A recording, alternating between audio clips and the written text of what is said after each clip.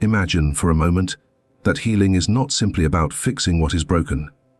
Too often when we think of health, our minds turn only to the body, the aches, the discomforts, the symptoms that demand relief.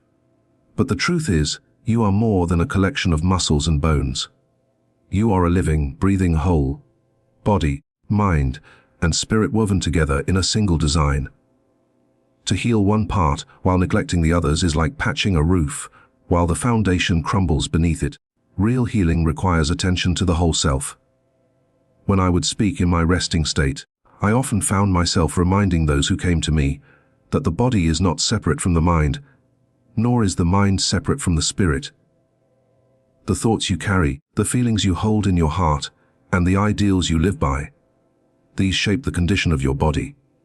You cannot live in anger, fear, or resentment without eventually seeing those energies mirrored in your health. Likewise, when you nurture joy, compassion, and peace, your body responds with vitality. The body, of course, has remarkable intelligence of its own. It is always striving for balance, always seeking to restore harmony, but it needs our cooperation.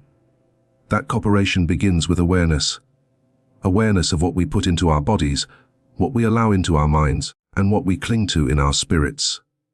For example, a person suffering from a physical illness may reach only for medicine to quiet the pain. Yet if that person continues to live in worry or bitterness, the deeper wound remains. The illness may return, perhaps in another form, because the root cause was never addressed. Consider this: the body is like an instrument, and the mind is the hand that plays upon it. If the hand is clumsy or careless, the music will be harsh. But when the hand is steady, guided by harmony and intent, the music becomes beautiful. Your spirit provides the song itself, the deeper meaning behind every note. Only when body, mind, and spirit work together can the full melody of life be heard. Now, what does this look like in practice? It means that while you may take a remedy for your body, you must also tend to the state of your thoughts. It means you pause and ask yourself, am I holding on to anger? Am I neglecting gratitude? Am I living each day according to the highest ideal I know? It may sound simple, but I tell you it is powerful. Many times, a change in attitude or a step toward forgiveness did more for healing than all the medicines one could swallow. This does not mean you abandon the physical side of care. Quite the opposite.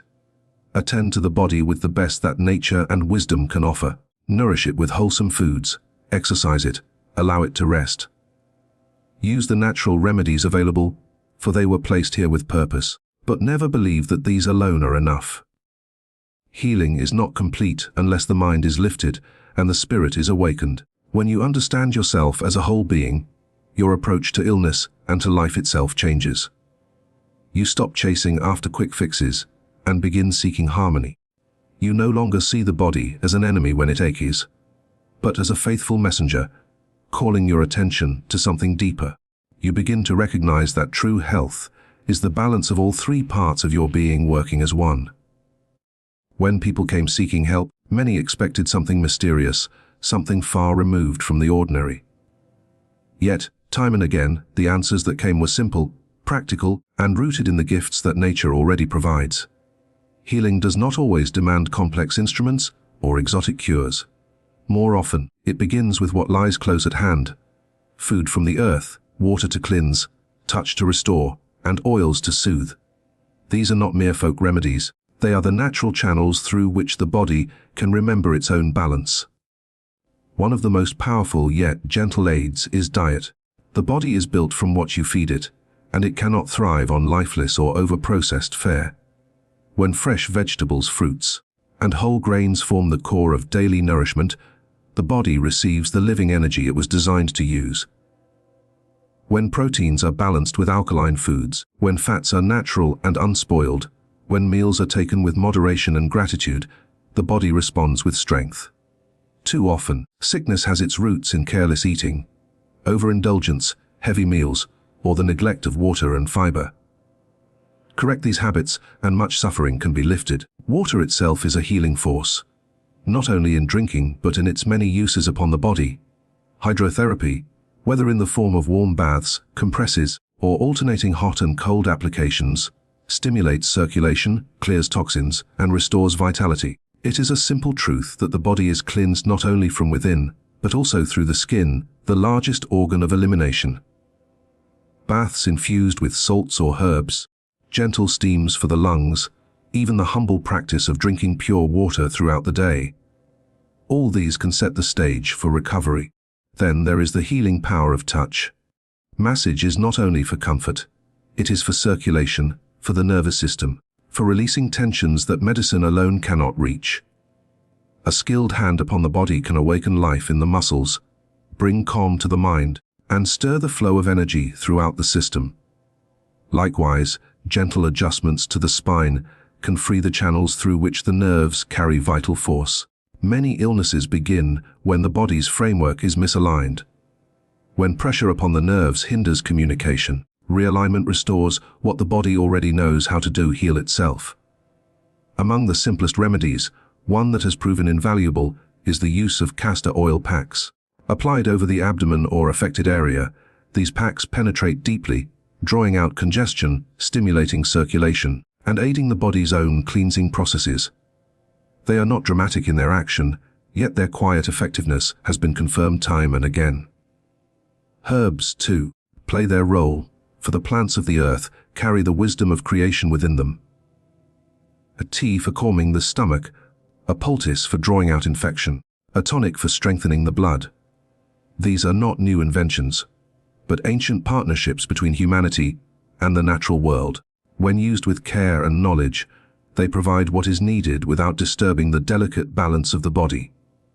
Still, none of these remedies should be seen as isolated cures. They are aids, helpers, supports to the body's own effort to restore harmony. What gives them power is the way they are combined with right living, proper thinking, and spiritual grounding. Taken without these, they may bring only partial relief. But when joined with a life of balance, their effectiveness multiplies. It is easy to overlook these simple gifts because they do not dazzle the eye or promise instant results. Yet that is their very strength. They work gently, steadily, in tune with the rhythms of the body itself. Healing through natural means is not about forcing change upon the body, but about cooperating with its design. There is a truth that many find difficult to accept: no illness is entirely of the body. The troubles that arise within flesh and bone often have roots that reach far deeper, into the thoughts we harbor and the emotions we carry. What weighs on the heart and burdens the mind will, in time, leave its mark upon the body. To seek healing without addressing these inner conditions is to treat the shadow while ignoring the source of the light. Consider what happens when anger is allowed to simmer, when resentment is nursed day after day. That energy does not simply vanish, it finds expression in tension, in fatigue, in the weakening of the very defenses meant to protect health. Fear, too, has a way of closing the body, tightening the breath, constricting the flow of life. Even grief, if not softened by love, can settle into the organs and sap vitality. These are not just passing emotions, they are forces that shape the state of the body. But the opposite is also true. When forgiveness is embraced, when kindness is practiced, when joy is allowed to flow freely, the body reflects these qualities. The heart beats with steadiness, the nerves quiet, the digestion improves, and sleep restores. A cheerful spirit can do more for the body than any medicine, for it brings harmony where before there was discord. Healing is not only a matter of what you apply outwardly or ingest inwardly. It is a matter of what you cultivate inwardly, in thought and intention. Many who came seeking answers believed their illness had no cause beyond the physical. Yet again and again, it became clear that the body was only mirroring the deeper state of the soul. A stomach ailment might be traced not only to diet, but to anxiety. A persistent pain might reflect unspoken guilt. The remedy, then, was not only in herbs or adjustments, but in a change of heart, a new way of living with oneself and others. That is why ideals are so important. Every life must be built upon an ideal, a guiding principle that lifts the mind above selfish concerns. When one lives according to such an ideal, whether it is love, service, patience, or truth, the body benefits as much as the spirit. It gives direction to thought, steadiness to emotion, and clarity to action. Without it, a person drifts, and that drifting breeds confusion within both mind and body. Prayer and meditation, too, are not luxuries, but necessities for health. They create quiet within the mind. They clear away the restless chatter of worry. And they open the heart to strength greater than one's own. In such moments of stillness, the nervous system rests, the breath deepens, and the body's natural processes of repair are given room to work. To neglect the spiritual life is to deprive the body of one of its greatest sources of healing. And what of relationships? How often has bitterness toward another festered into disease within oneself? To forgive is not only to free the other person, it is to free your own body from the burden of carrying that poison. Compassion and service lift the self beyond its narrow troubles and connect it with the wider flow of life. To live for others, even in small ways, nourishes the spirit and in turn strengthens the body. The lesson is simple, though not always easy. Healing cannot be separated from the way you think, feel, and live. Medicines may ease pain, diets may restore strength, therapies may bring balance. But if the heart remains in turmoil, if the mind is clouded with bitterness or fear, then the body will never be fully at peace. True health comes when the spirit is aligned with higher purpose, when thoughts are guided by love, and when emotions flow with forgiveness and joy. In such harmony, the body finds its natural state, and illness loses its hold.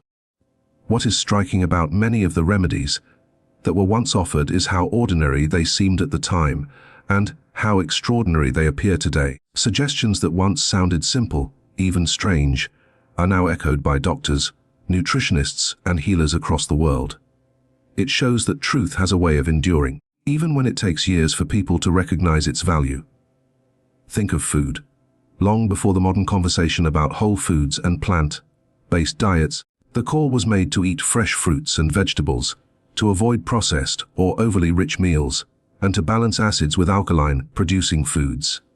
At the time, many dismissed such advice, believing that pills and powders were the only real medicine. Yet now, study after study confirms what was said then, that what you eat shapes your health, your energy, even your mood. The table is your first pharmacy, and the choices made there determine the strength and balance of the body more than many realize.